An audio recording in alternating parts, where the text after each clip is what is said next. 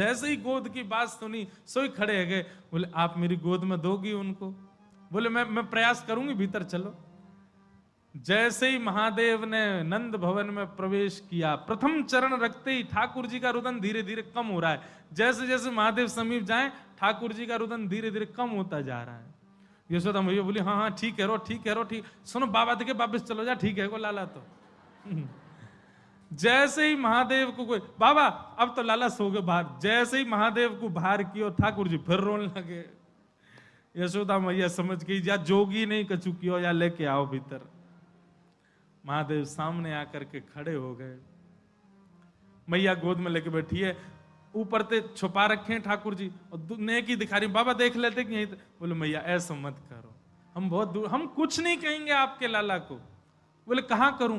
बोले पलना में लिटा दो, दूर खड़ी है, जाओ हम देख लेंगे हमें क्या करना।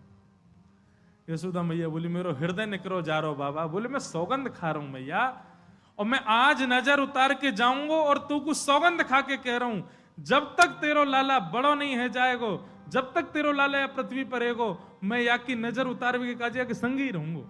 तेरे लाला को कभी कोई की नजर गुजर नहीं लगेगी, मेरा वचन है मैया, तू एक बार रख दे। रोते हुए ठाकुर जी को जैसी पलना में जाके सुलायो मैया ने। सूरदास जी वर्णन कर रहे हैं, क्या कर रहे हैं महादेव?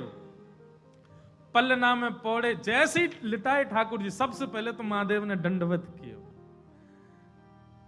यशोदा मैया कह रही बाबा तू तो ऐसे दंडवत करे जैसे कोई परमात्मा है। बोले मैया तू कहा जाने, तेरी गोद में कौन खेल लो है। अपनी श्रृंगी निकाल करके मुख से लगा करके जैसे ही स्वर प्रकट कियो, आहा वह स्वर को सुन करके नेक से गोपाल जी रोनो वोनो तो भूल गए, शांत है गए। सब गोपियां सब देख रही हैं ठाकुर जी को, और नेक से ठाकुर जी के रुदन तो दूर है गए, मंद मंद मुस्कुरा रहे हैं, मंद मंद हंस रहे हैं, मंद मंद आनंद में भर गए।